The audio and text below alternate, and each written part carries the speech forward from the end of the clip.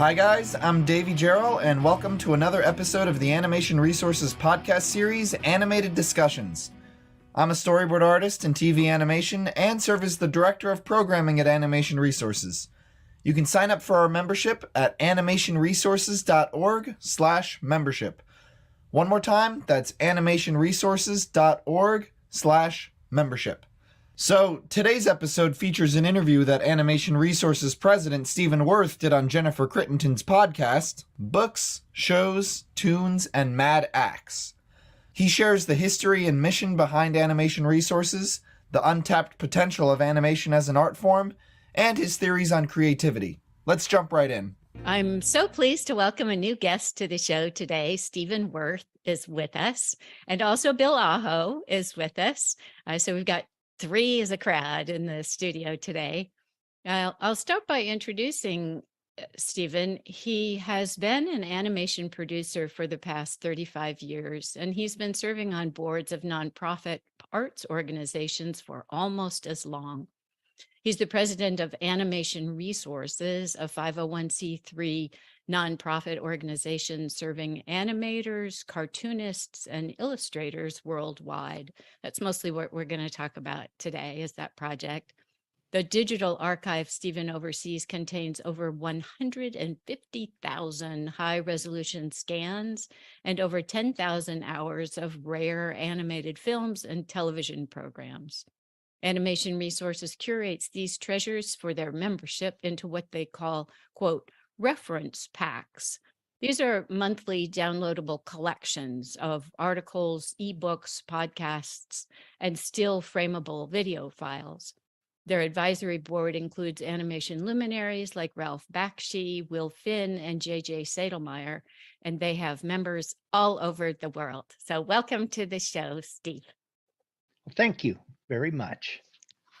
Okay, let's define our terms, as my dad, the physicist, would say. So what does, quote, animation mean for you?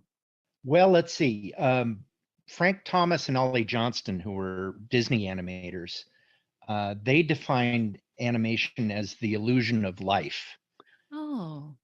Basically, mannerisms, little personality quirks, relatable behavior, things we recognize and instantly identify with. Like if you've got a cartoon cat and it stretches, you look at it and you say, oh, my cat stretches exactly like that. And there's like a connection, a bond between the human and yourself and the drawing. We see, Donald Duck getting frustrated. We see wolves hooting and hollering at pretty girls. But we look at the drawings, but what we're actually seeing is ourselves. And today with technology, there's been an addition to that kind of modifies what it is. Special effects have gotten so important in animation, and it isn't really using those little personality quirks and things. It's more an illusion of reality. When we see Spider-Man climbing a building, everything looks real. The lighting is natural, the movement is natural. So it's more of animation as a technique than a medium of creativity, the way Frank Thomas and Ollie Johnston saw it. And are special effects really animation? Well, that's a definition that other people get to figure out. But it's using computers in a way that Disney never dreamed of. At the same time, though, it can kind of remove animation's ability to create fantastical images that are expressive and feel real without looking actually real. A cartoon character is a symbol of a person. To me, though, my definition of what animation is it's the unification of all art forms. Richard Wagner, the composer, he wrote Ring of the Nibelungen that Kill the Wabbit, that went on for like 19 hours long and made everyone fall asleep. In any case, Richard Wagner said that opera was the synthesis of all art forms because it's drama, it's music, it's writing, it's stagecraft, But animation takes it one step further because animation incorporates cinema and drawing and painting and even sculpture with puppets and CGI. Some people say I only like hand-drawn animation, or I only like CG, or I only like puppets, but it isn't about hand drawings or puppets or CGI. The core, what do you call it? The granular core of animation is essentially the manipulation of time. Animators break the world down into 24 frames a second and arrange those drawings or puppets or whatever into a frame of time, 1/24th of a second. And the continuity of that creates a reality that never actually existed. And that's really the secret behind animation that nobody really realizes. It's time. Wow. That's really fascinating. Yeah. There are so many different things going on there. Yeah. At first, I was thinking, at least in the comparison between sort of the analog drawings and then what we have now, Spider-Man climbing up the building, I was thinking, yeah, there's much more imagination required in the first one and maybe less in the second. But yeah, that doesn't really address the whole issue of time. Special effects, sometimes they cross the line into being, well, I guess you could say character animation. If you look at King Kong 1933, he's making facial expressions. He's looking at was it Fay Ray? I think Yeah. Fay Ray in that movie. Yeah. Mhm. He's looking at her and his eyes widen and he's picking her up out of the bedroom in the skyrise. That's special effects that actually has that character animation base to it. But there's also animation done for special effects that's just pure technique, pure technical exercise, as opposed to creativity or performance like acting. Because again, Frank Thomas and Ollie Johnston called animators actors with pencils. Oh, yeah. And there's a famous scene in Sleeping Beauty where Briar Rose meets the prince in the forest, and the prince grabs her hand and she tries to run away, and he's saying, who are you, that sort of thing. And what it actually is, when you look at it and you think about it, is it's Milt Kahl animating the prince, and it's Mark Davis animating Briar Rose. It's essentially two middle-aged men having a love scene. Not that they might admit that, but Well, as an animator, you get to be everything. it's true. You're not limited by your own appearance the way actors are. Right. Yeah, exactly. The whole world is open to you. I mean, really, then the only limit is your own imagination, right? As an animator. That's the platitude that they all say. But the problem is, when you actually sit down and have to figure everything out, then your imagination actually does become limited. There are some very complex problems that animators solve, and it involves mathematics as much as it does art. Timing is all divisions of 24 frames a second. So the reason they pick 24 frames is because 24 frames cuts in half several times, 12, 6, 3. So you can speed things up by just having the number of frames that something takes to happen. So animators really have to have a lot of concentration. It's not just imagination and fun. Everyone thinks that they watch the supplements on the DVDs and they think, oh gosh, those people must be having a lot of fun. But actually, that they asked Art Babbitt, who did the mushrooms in Fantasia, what drugs he was taking. And he said, oh yeah, we took drugs, Pepto-Bismol and X-Lax. Right. As It's a reflection, lot of work. of just the elbow grease, the hard work Yeah. that goes into it. Yeah. I mean, I think people became somewhat aware of that with the illustrations for Disney, that you had just, a large group of people just hard at work grinding out these drawings. Yeah, Disney had a factory. It was essentially a factory. But you're saying there's still a lot of elbow grease involved. Oh yeah, computers don't do everything. That changes every time. Every time the computer can do something new, then you want to add more to it. So Right? Yep. um, I think that's an endless thing, and that's why animation should be getting better, not worse. It should be improving as technology takes some of the load Mhm. off of us. That theoretically should give us more time for creativity. That's what we're hoping, at least. That's the theory, right? That's always the theory. All right. So to switch gears on you a little bit here. So tell us what animation resources your program and the website currently offers its members, and what are your dreams for what it might offer to them one day? Oh gosh. Well, the first question's easier to answer. Yeah, for sure. Um, our members get what you described earlier, reference packs. Mhm. We have this huge archive of material. We curate that into ebooks and video downloads. The ebooks are on all of the subjects that we cover: cartooning and illustration and art instruction. The video downloads include rare animated films from all over the world Neat. and documentaries on filmmaking. They're all still frameable for study, which is, an animator understands that. When you go to YouTube and you want to still frame through it and try and break down the action and figure out how something works, YouTube doesn't do that. You can't still frame forward and backward real well in YouTube because it's compressing it. If I recall, it sort of jumps forward pretty far. Yeah, and if you want to like analyze a movement, if you have a baseball pitcher and he's throwing a ball, you want to see each individual frame of that.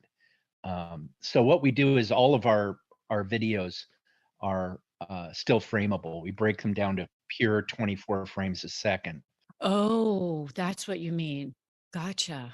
So an animator can take the films that we're sharing with them and actually go through and see each individual drawing in them. Oh, so Um, that's quite valuable, actually. yeah, and it's something that's very specific to animators. Mhm. Another thing that we share are videos of slapstick comedy. Charlie Chaplin, Buster Keaton, Harold Lloyd. Fun. These were the things that they studied back in the 30s. It's pure pantomime acting, which is what animation does best. They would have what they called action analysis classes at Disney back in the 30s, where they would take Charlie Chaplin and a single frame through it to show how he was doing what he did. And like I say, still framing. There was a film called 1 a.m. where Chaplin is a drunk and he's coming home from a bender and he's trying to get in his front door, but the door is locked and he's so drunk that his key is going around in circles and can't find the hole in the door, right? Uh-huh. So the animators took this and they went through frame by frame and they showed how he anticipated by raising his hand before he shoved it down in his pocket to grab the key. So your eye looks over to the arm. When he pulls it out, he flicks the key up and it catches a glint of light. So the audience sees the key.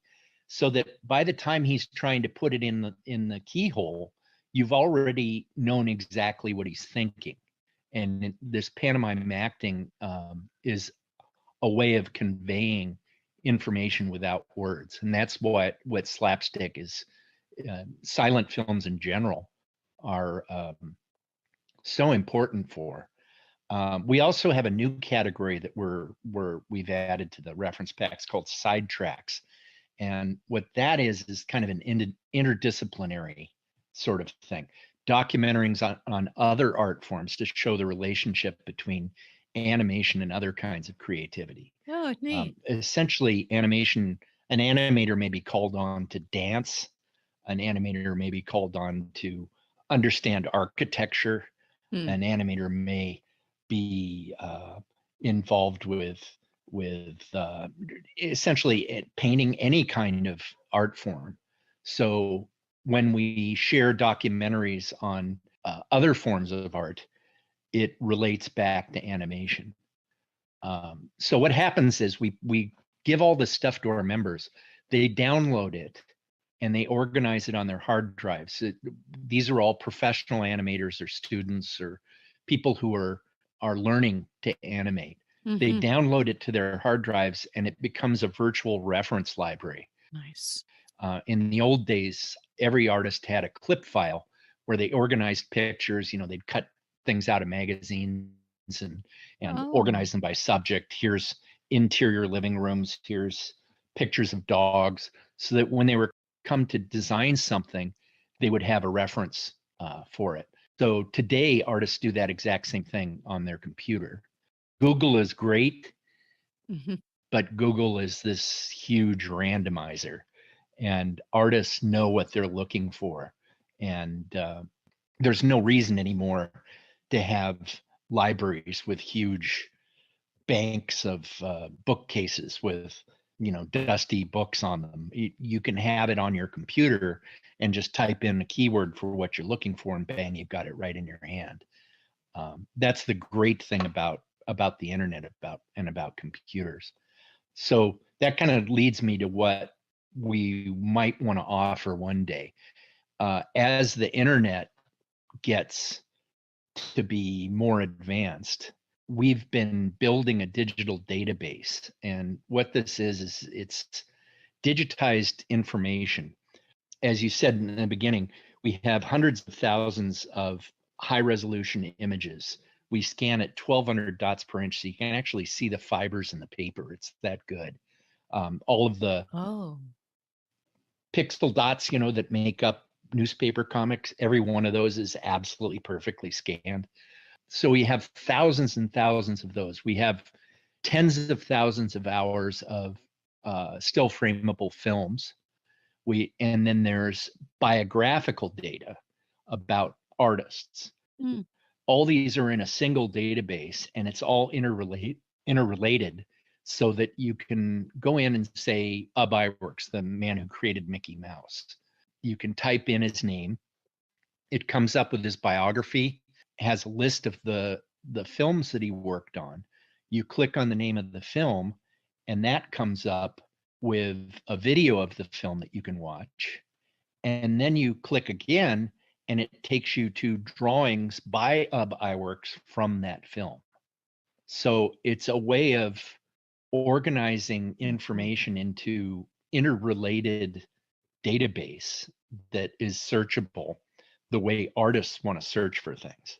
That's something that hasn't ever really been done before, and it still isn't quite to the point where it's possible yet. However, time goes. Hold on a moment. I'm having technical problems here. Computer is acting up as usual. Speaking of computers. I'm talking about how great computers are, and it starts misbehaving on me. Yeah, right. Yeah. No.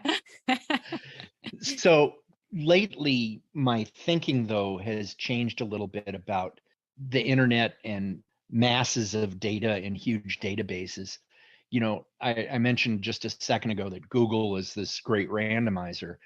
I've come to the realization that big masses of data aren't really useful by themselves, because people tend to kind of glaze over at large oceans of information like the internet, and it becomes like searching for needles in haystacks, and you tend to look at the things that you've already looked at.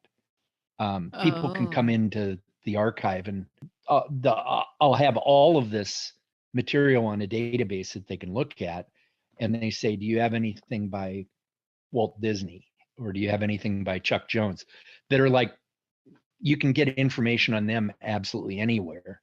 Oh. So the important thing that we're really offering is curation. Mhm. And curation has a value. It's weeding out the bad stuff and organizing the good stuff into a context. It makes it so it's directly applicable to an artist's work. as a society, modern people don't tend to value curation, especially on the internet. Everything's supposed to be free on the internet, right? Uh, But what about the hours and hours and hours people spend organizing all of that material for you? Do they have to do that just for free? You get what you pay for. If you just do a random search in Google, you get random information.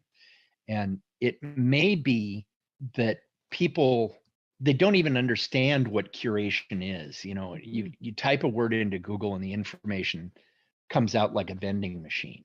But the truth is that the context is everything. And you have all this accumulated knowledge of the world, but it's just a pile of stuff until you start sorting it and putting it into order and organizing it so that it allows you to use the information. And that's what animation resources is all about. It's packaging large amounts of information into little chunks that are digestible, that allow you to directly apply it. Because what we're looking for is to not go back to the golden age of animation. We want to create a new golden age. And the way you do that is by building on the past. So everything that's in our archive is a foundation that people could build upon, theoretically. that's pretty valuable. Yeah, it sounds really valuable. I was thinking when you were just talking about, sort of the package, I was thinking, well, this sounds like a series of search terms that I would put in. Like, okay, give me a bio of the guy. Okay, now let me see the film that I'm interested in. Okay, but I would have to know what questions to ask. And what you're looking for. Exactly, which I may not know. And then once I get back the whole, the internet throwing up on me, once I've asked, assuming that I first compose a reasonable search term, right? Then it throws up on me and then I have to sort through all that garbage. So no, I can definitely see the value of that, especially in situations where I don't know what questions to ask, right? Like it turns out he had a partner who was also an animator. I don't, I could potentially be completely clueless about that. I read an article that talked about libraries and books because people don't have books so much as they used to. They don't read the way they used to. But it said that having a huge library of books, it doesn't even matter if you haven't read them yet, because potential knowledge is better than a little bit of knowledge that you already have. And it isn't the things that you know that are important. It's the things that you haven't learned yet that are the ones that you really need to focus on. Which, I always try to find people who are smarter than me. I like to hang out with people that know more things than me, because I can just sit there and, when I was a kid, I would hang out with animators. I found the ASIFA Hollywood, which was the organization where they were all members, and I'd sit behind them and take notes. They'd say, I was looking at this thing by Daumier the other day. I'd write Daumier down, and then I'd go look for it. It's much easier now with Google, but knowing those search terms is the trick. And it's kind of like breadcrumbs. You follow around someone who knows what they're doing, and you pick up their breadcrumbs as they drop them and chase them down. So that's kind of what I try to do, is I try to drop lots of breadcrumbs for young artists who are looking to get beyond what they already know, what they grew up with, and start getting into things that expand their vision of what animation can be. Because we look at animation, it all looks the same. And there's no reason for that. Animation can look like anything. There's no reason why it's all talking dogs and princesses and space princes. It could be something completely different. It could be, you look at live action films and they have westerns and they have horror movies and they have romances and they have dramas and crime, and you look at animation and it's the same things over and over again. And there's no reason for that. So looking beyond what you already know is so important. Animation should be using other art forms for inspiration, not making animation that looks like other animation. Yeah, also very interesting point. Yeah, it occurs to me, we're seeing animation being used a lot for teaching, right? Because now you can represent sort of natural sequences of events, a plant growing or Yeah, that's actually something that we've been doing research on at Animation Resources. That goes back to actually World War II, when they were training the military how to use a gun, or how to fire a gun on a ship so that it lands. We know Missile Command and all those games where you shoot ahead of the target so that by the time it gets there, it lands on the target. They had to actually teach that to the sailors on the ships, because they didn't have video games yet. They didn't know any of that stuff. So there's actually a training film, an animated training film, that shows how you judge where ahead of the target, depending on Mhm. how fast the target's going and how far away it is. Training films are fascinating. There's also industrial films that were used to explain things like insurance or medicine or democracy, all kinds of things. In the 50s in particular, they did great documentary, little animated films, just letting people know how things worked. Mhm. They were ephemeral. They didn't last long. They were intended for a specific time and place, and then they were essentially just thrown out. And we have one of our advisory board members who is a film archivist, Mhm. who finds these things and makes transfers of them, and they're incredible. There's a lot of them at archive.org too. If you search animated industrial film, that'll get you some really interesting things to watch. I've seen some of those, and it's like because they're not real long, they can really go more with modern styling and different things. I mean, there's some really cool Mhm. styling and stuff that basically 50s and 60s look that you don't normally see. Yeah, and they had, when someone would get laid off at Warner Brothers or Disney, they'd go over to these industrial films studios and they'd work there. So some of the top people worked on these films. It's the best animators in the business, some of them. So incredible animation. And the thing about cartooning in general is that it's able to distill an idea down into, the word for it is incontrovertible. You look at it and you understand it and you grasp it, and it's so clear that nothing else could be true. That, I mean, it's the truth of something. That's what political cartoons and newspapers work with. They boil an idea down and present an image to you that you can't disagree with, because it's just so clear. And that's what educational animation taps into, and it makes it much easier to learn things when you're visually conceiving of them in a film like that. Okay, I'm going to jump gears a little bit here, and because of all the people you have working with you and all the archiving and different things, I'm sure there must be something of a holy grail that you wish you could find or are always kind of keeping your eyes open for. I mean, what would you call the holy grail for you guys? Well, I'll tell you where you can find the Holy Grail. eBay. Even better. eBay. Oh, eBay is the eBay. place. Yeah, it's the greatest archive. It's the greatest museum on earth. eBay. It's crazy. Everything turns up there eventually. If you have the right search terms in there, incredible treasures turn up on eBay. I'm constantly scouring eBay, and the thing is that a lot of the stuff that I'm looking for, nobody knows anything about, so it costs next to nothing. Mhm. And I'm buying 100-year-old cartoons for next to nothing on eBay, because nobody knows to search for them. There are certain things that I'm looking for personally, myself, my own interests. I collect TV character mascot cells. like Tony the Tiger and Snap, Crackle, and Pop. I loved that stuff when I was a kid.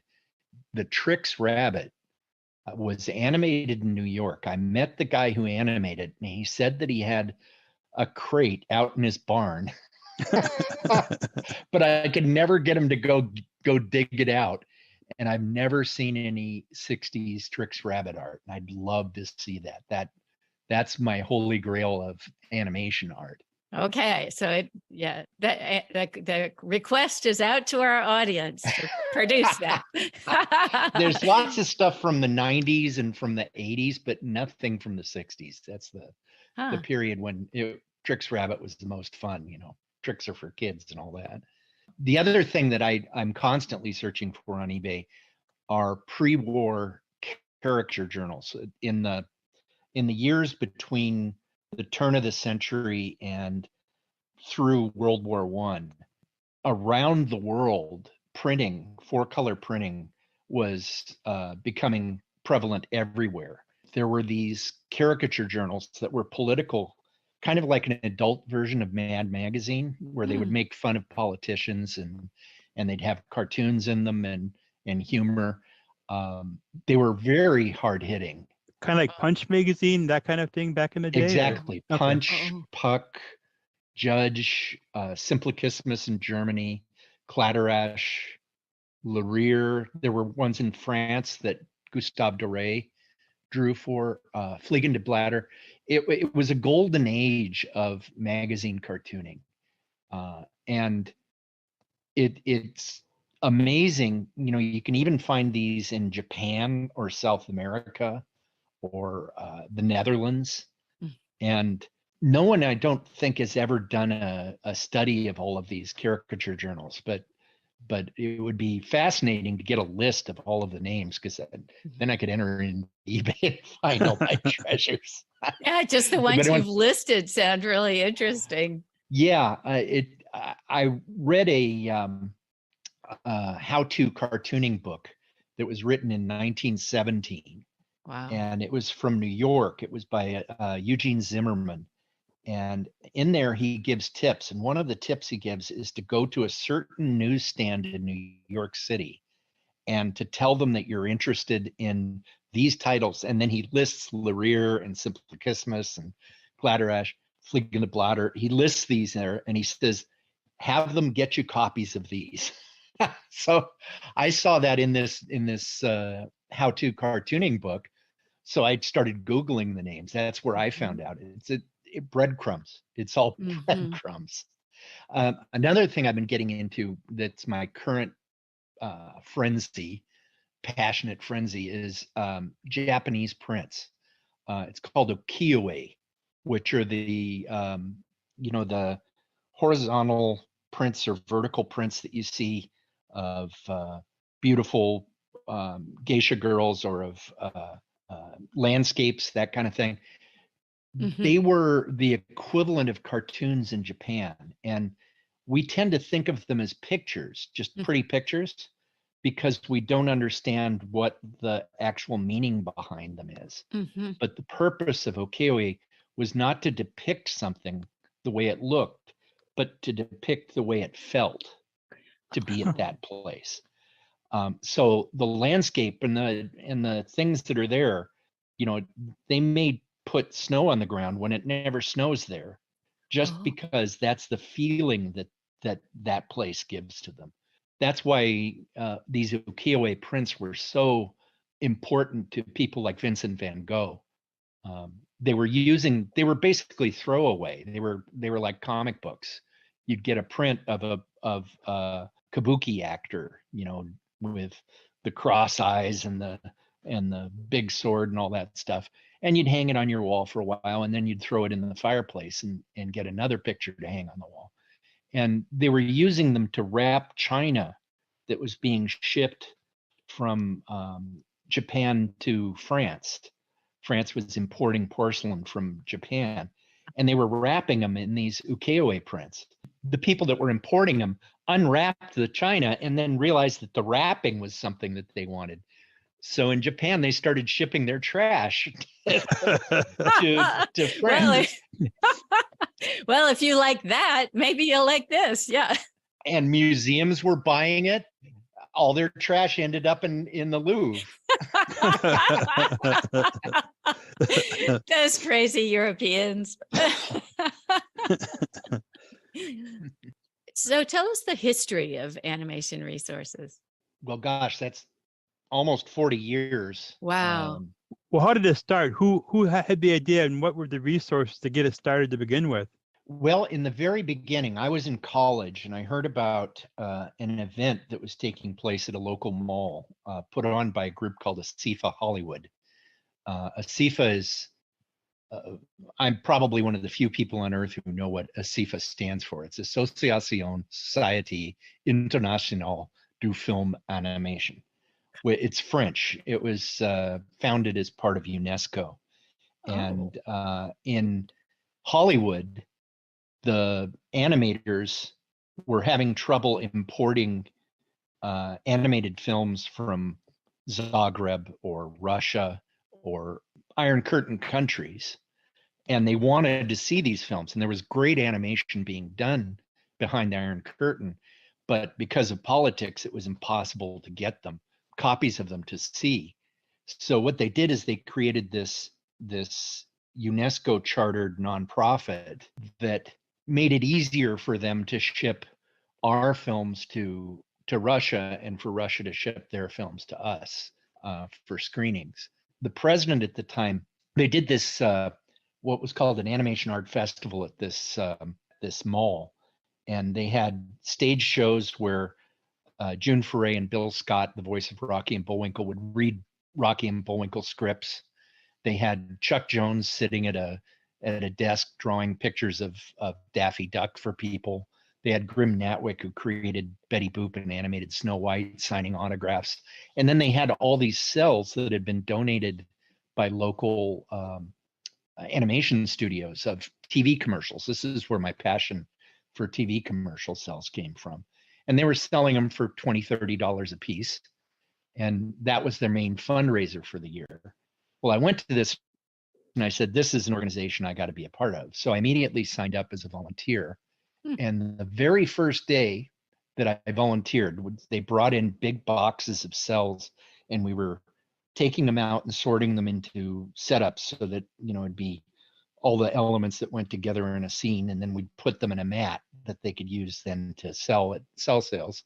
I'm doing this, and behind me, I hear a voice that sounds an awful lot laughing, sounding like Super Chicken. And I turn around and it was Bill Scott, and I recognized him because I'd seen him at the Animation Art Festival. And he spots me and he walks across the room, points at me and walks across the room, and he says, I don't think I've seen you here before. And I'm like, this is like incredible. Here's this great animator coming over to say hello to me. And he said, you're interested in volunteering. I've got lots of things that you can help me with. And one of them is cinema, is an animatech. And the idea was that he wanted to build a workshop, museum, library, and screening room in Hollywood that would be kind of the center of the animation industry, of people who were interested in animation. At that point, this was the 1982, I think. Mm-hmm. At that point, there wasn't funding to pull something like that off. The old guard of I got involved with the CIFA. I attended the board meetings and met all of the famous animators that were involved with the CIFA. And they started retiring and moving out, and the volunteers started moving up into becoming board members. And Antron Manoogian, who was a friend of mine and a volunteer, we would haul boxes of cells around together, ended up being president. I ended up being on the board of directors, and we revamped the Annie Awards, which had been a Lifetime Achievement Award up to that point, to make it more, like Best Picture, Best Short, Best Commercial, that sort of thing. The Annie Awards just took off and became huge. We were doing shows at Royce Hall in UCLA, and big black tie events, that sort of thing. Mhm. And that, we got to the point where we'd done everything we could do with the Annie Awards. And we said that we really should have something else. The Annie Awards is great, but there should be another project that we start seeding now. And that was, remembered back to what Bill Scott was talking about. Mhm. And I said, why don't we create Bill Scott's Animatech? And so we got a little tiny storefront on Victory Boulevard in Burbank, and we did art shows and started building a sort of a center, an animation center. Mhm. And I was shutting down a studio that I'd been working at for a long time when we all got laid off. And I was packing the library up into boxes, and I thought to myself, this would have been about 2003, I guess, maybe. I thought to myself, the internet and computers are great. A book in a box does anybody Mhm. any good. But if I digitize this, if I scan it and put it on the internet, then everybody can benefit from it. And that archive became the Animation Archive Project. And ASIFA sponsored me to create this animation archive as a kind of a prototype. In 2011, ASIFA decided that they wanted to focus more on other things. And we, the volunteers that had been working on the archive, created a new 501c3 animation resources and made that a membership organization in 2013. So it's kind of a long road with the same idea at the beginning as the end and as at the end, but we did it in a step-by-step process. And Mhm. the wind blows one way, and you have to bend with the wind. Wind blows the other way. But I'm really proud of how far we've taken animation resources in the past 10 years since we established it. Our organization isn't huge, but looking at our membership rolls, it's a who's who of animation. Isn't that great? So rewarding. Really good students too, really on the ball kinds of young artists that really want to take the art form forward. And I'm happy to be a catalyst and encourage these people to do great things and share. When all this stuff is just so important to get distributed, so that people don't end up here in Hollywood. We're kind of spoiled. We have all these resources. We have the Academy, we have Mhm. ASIFA, we have all of these things. And what if you're an animator and you live in Cincinnati? Yeah. What if you're an animator and you live in Poland? Mhm. I want to see the internet become this Animatech for the entire world. That's kind of the goal of what Animation Resources is. And we'll do it as a nonprofit on an as-can basis. That's the thing about nonprofits. If there's a person there, everyone knows what a nonprofit should do. They say, oh, you have to do this, you need to do that, all that sort of thing. But until there's someone to actually do it, to sit down and roll up their sleeves and actually do it, it doesn't get done. So we work with the resources that we have and do as much as we can. And I'm really proud of what we've accomplished so far. Oh, you should be. It's really a remarkable endeavor and resource. Yeah. I know you have the internet and all that kind of thing, but is there any chance that someday you may want to work toward doing a museum where you could show more of these things that, because sometimes, I mean, the computers are nice, the internet's nice, and you can see a lot of stuff, but sometimes just seeing the artwork or different things in person, it's a whole new level because people don't have necessarily good screens, good computers, all that kind of stuff. And they see a picture, but they don't see the detail or the quality that goes into it. I kind of like with the old backdrops for things. I mean, Ivan Earl did the Fantasia stuff, and that stuff is art in itself. And I don't know how well that comes across. Yeah, early on, our goal was to have a museum. We had a small scale one in Burbank with a CIFA. There are museums that deal with animation. There's the Walt Disney Family Museum up north. Oh, There's the Academy Museum. But the thing is, the Walt Disney Family Museum is about Walt Disney. It's not really about animation. And the Academy Museum is just theatrical animation. It's not TV animation or independence. I would love to see a museum of all animation, just celebrating animation as a whole. I don't know. Museums are very expensive to pull off. And I have great hopes for the one there's one on visual storytelling that I think George Lucas was behind here in LA, and I'd love to see what that turns into.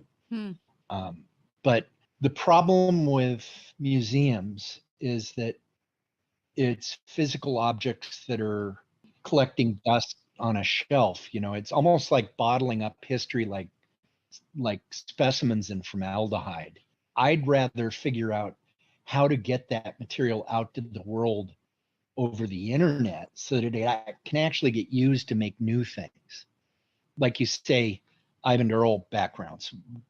An ebook that has 100 of them can tell you with high resolution scans where you can actually see every brushstroke that gets out to hundreds of animators all over the world, can make more of an impact than a framed original painting hanging on a wall with a little white card next to it that says Ivan Earl on it can ever do. So someone may do this. I don't know if I'm the person to do it, but someone should do there we go. Someone should. Some millionaire. I always resist that because everybody, who's a millionaire would be able to do it. So I would like to see that. And I, we've got incredible things that we've scanned at high resolution in our archive that will never be seen by anybody. They're parts of private collections of major collectors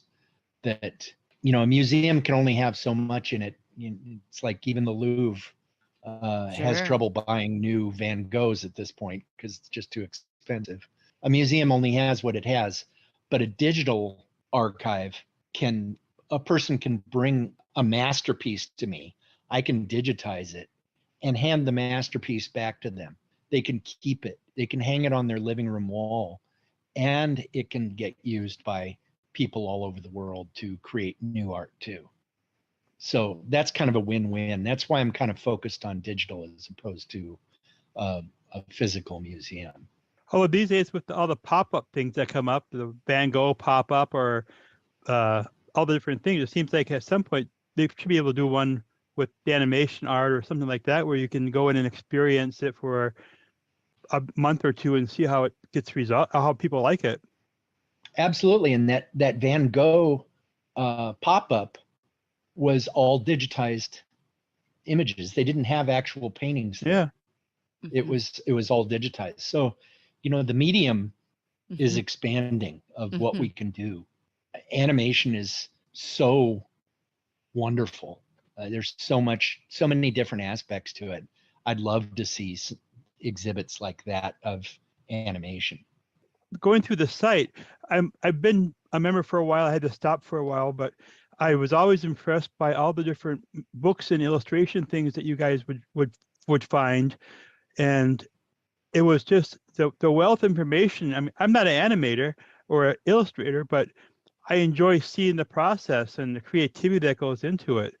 And man, you guys come up with some amazing things. I think there was one with Ralph Baskey did something with some kind of book that he donated, or and that was available on the repack, and that was really, man, it was awesome. Ralph lent us his drawing course, the Eugene Zimmerman, I mentioned him earlier, and it was I think 19 or 20 books, 20 little booklets, and it was a correspondence course, and he found it in a garage sale and immediately recognized the value of it. And he said, I kept this hidden in my desk so no one else would ever see it because it was my secret weapon. He said, but now I'm sharing that with you, and you can share it with all of your kids and students all over. And will make animation great. So yeah, the how-to drawing materials are very important. And there's that connection between the hand and paper that is so important with a pencil and all that sort of stuff. But CG tools are now approaching the point where it can be like paper. And essentially, animation now is not even made with pencils and paper anymore. It's made with Cintiqs and tablets and styluses. And artists are doing just as incredible things with digital tools as they ever did with pencils. Computer art tends to be a little bit, I don't know, it has a look to it, but I think that's mostly because it's so new and we haven't had a time to really incorporate it into the way artists actually work, as well as it will maybe in 10 or 20 years or even further. How long have artists been grabbing a piece of charcoal and rubbing it on a rock? Long they're time. used to that. Yeah. It goes back to caveman days.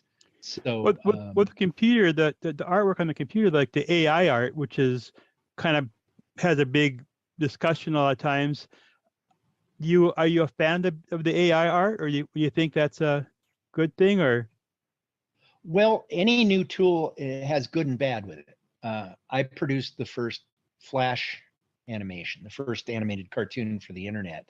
We were trying to approach what TV animation could do, but other people took the same tool and said, "Oh, we're going to use this to cut corners and cheat," and it sucked. The problem wasn't the tool; it was the way that they were trying to remove artists from the process. AI, I don't think will replace artists. It'll be a tool that will actually be used by artists.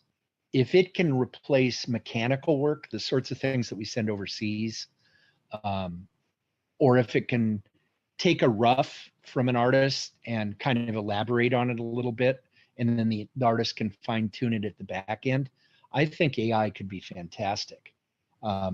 Imagine you've got a show like The Simpsons where you always have the same living room that things take place in. Mm-hmm. Do you need to draw every living room background on your storyboard? Or can you just say to the computer, this one should be a living room background from this angle, and just let the computer do it? There are things that are creative and things that aren't creative. And the one thing that I learned as a producer was to try and do as much efficiently that wasn't creative, so artists could focus on the creative things. And everything that's a mechanical and a technical chore that an artist doesn't have to do, that allows them more time to do creative things. Mm-hmm. And everyone's afraid of AI right now, and I understand that. And every 6 or 8 years in animation, this is something animators know that maybe the general public doesn't, but every 6 or 8 years, there's like a major change in animation. And a lot of people fall away from the business, and some of them continue. And the first time that happened was the introduction of sound. And then color. You didn't have black and white cartoons anymore.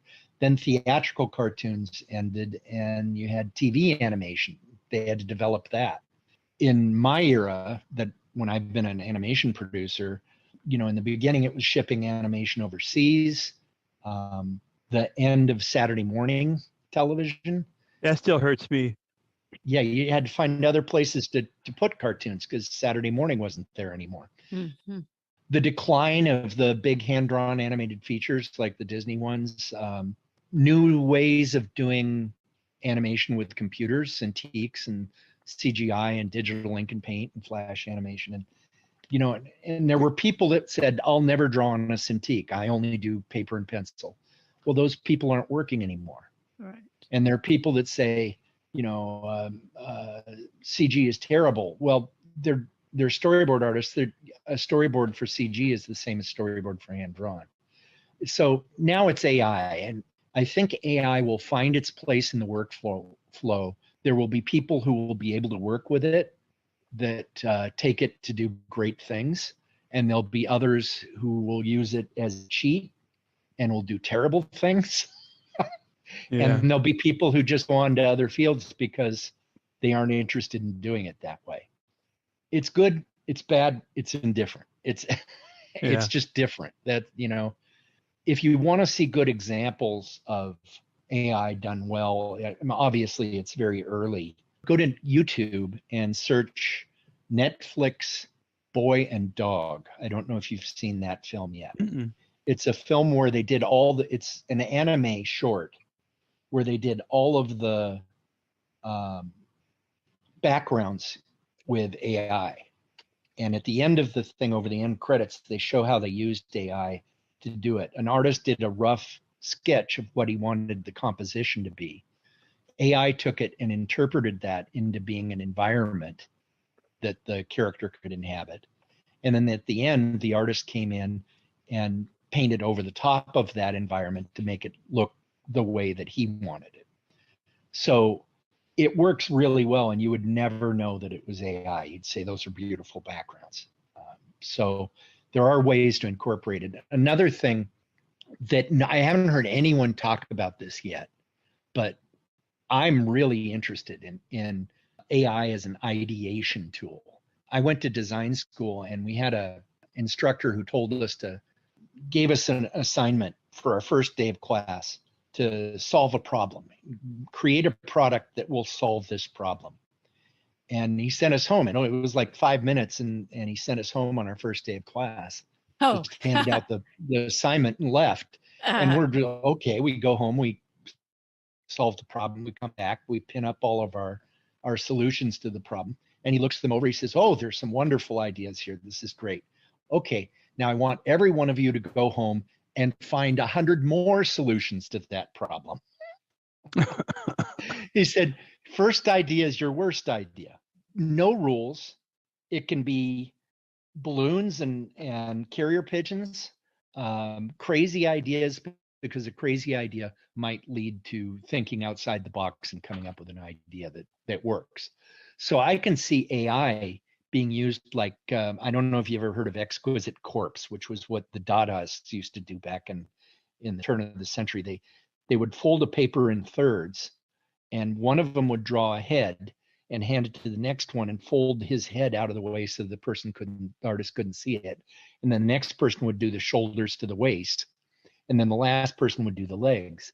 And then they'd open it up and look what people had created, and it would be this crazy combination of bird and animal and person, and they'd come up with crazy ideas that way. And I can see AI being used like that exquisite corpse to say, here's an idea. Like there's a guy named Dougie Pledger, DUGGYPLEDGER, and he has a website called Dougie.com. What he did with AI was he said, cross Disneyland with a horror movie. Then he started feeding all this information into the AI and programming it, and it came up with these incredible photographic images of Mickey Mouses with fangs and horrible castles on fire and people running through the streets through Main Street, and just incredible images. And I can see turning AI loose and saying, give me 500 crazy ideas. And then an artist looks at them and goes, oh, 90% of these are terrible. But the one or two that might give them an idea that then they can run with. And I can really see AI as being used in that way for coming up with crazy ideas. But we'll see if people actually do that or not. That's what I would use it. I would just sit and and press the mix button again and see if I can combine mice with dogs and create all sorts of unholy alliances between things. Sort of brainstorming, but taking advantage of what's been done before. Yeah, feeding a whole bunch of material together that doesn't go together and hitting blend and seeing what comes out. Hitting mix, yeah. I don't Yeah. think that would work good for a chef, but Yeah, that might sounds work good terrible for an for artist. food. Yeah, but art, Yeah. art's pretty, it's pretty adventurous. Well, Steve, we could probably keep you here for another hour. We certainly have enough questions for you for another hour. But before I let you go, is there anything you'd like to share with the audience, and particularly if you're looking for projects, help with, or fundraising, something like that? I have a theory about nonprofits, and that's to build up one step at a time. We're always looking for more members, people who join us, people who volunteer. That is our success. That's how we measure our success, because with each person that joins, we can do a little bit more. You know, there are charities that have pictures of earthquake victims or kids in wheelchairs, poster childs. We don't have that kind of thing. So we take the tortoise route rather than the hare. I think what we're doing is important, and I think we're building the foundation for the future of an art form, cartooning, illustration, animation. And that's incredibly important, but you can't reduce that down to a single image for fundraising very well. I've tried and failed millions of times. Or a slogan? Yeah, we kind of have to explain Mm. in long form for people to really understand. But I saw a documentary that pointed out that civilization is synonymous with art. We think of civilization being invading armies and Caesar and Genghis Khan and things like that, but governments and conquerors don't last. Another one comes along, and then the old pharaoh's name gets scratched off the temple walls and they start over again. But the thing that lasts is art. There are cultures like in South America where all we know about them is the art that they left behind. But that's enough, because art reflects humanity. It reflects who we are. And it's a constant presence in human existence, going all the way, like we said, back to cave paintings. So animation resources is all about, if I had to put it in a nutshell, I would say it's all about trying to let our followers know that animation isn't ducks or rabbits or princesses or space princes with swords or talking dogs or any of that stuff. It's about expressing yourself as an artist, reflecting the world around you, commenting on it, pointing out all the things that we recognize and share as humans. They say, you know, the pen is mightier than the sword. Well, they also say a picture's worth 1,000 words. So a really good cartoon has the ability to be more powerful than 1,000 swords. And history's full of cartoonists who changed the world. Here's some breadcrumbs for you. Thomas Nast, Louis Raymakers, James Gilray, Herb Bloch, William Hogarth, Boris Artzybashev, David Lowe, the great artists that changed the world. And you don't read about them in history books because they're too busy talking about Genghis Khan. So you don't realize how important artists are. The Pieta, Guernica, Nude Descending a Staircase, Goya's Capriccios, Starry Night, Snow White and the Seven Dwarfs. Art can change the world. In my not too terribly humble opinion, animation may be the greatest artistic medium of them all. So reducing that to talking dogs and princesses is a mistake. So what I'm trying to do is build a foundation where we learn from the past and we take it to the future bigger and better than ever before. And I see a lot of kids, and I see a lot of technology, and I see a lot of artists with passion that are 100% excited about taking it there. So if you want to be a part of that, join Animation Resources. If you join, it's less than $100 a year, and you get a new reference pack every month, just full of ideas and full of art and full of treasures. It's the best deal for artists. Makes a great Christmas gift. There's my slogan. Animation Resources memberships make a great Christmas gift for your favorite artist. Well, it also opens people's minds to creativity more because they see things and they can visualize things that they can't do as much now these days. So it gives them a whole new outlook, perspective. Absolutely, and creativity and that is the essence of everything. And I looked at your podcasts and I saw the list of people you're talking to. The common denominator there is creativity. You have an awful lot of creative people that have been in your podcasts over the past few years.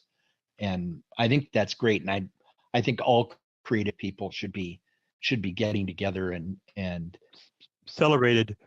yeah, celebrate your art form, push it forward, do things that had never been done before. And there's no reason why we don't have to look at, the golden age of Disney and Bugs Bunny as being the best animation ever made anymore. We can look at today and say we're living in a golden age right now. That's what I'm aiming for. Well, your work is really inspiring, and your explanation of what you do is also really Oh, yeah. inspiring. Yeah, thank you so much for that. And thank you for coming on the show. It's been so fun to talk to you. I hope you keep in touch with us too as things develop and you have news for us. Keep us in mind. Will do. Don't forget, if you're not already, I highly recommend becoming a member of Animation Resources. With the bi-monthly reference packs curated by our board, the bonus archive, and the podcasts, you will have a great start at building your personal library of reference material that will serve you for your entire artistic career. And it's a huge bargain. It's only $70 per year if you're a student or educator, and $95 per year for the general membership. There's also a quarterly billing membership, which is $30 every 3 months. You can sign up right now at animationresources.org/membership. One more time, that's animationresources.org/membership.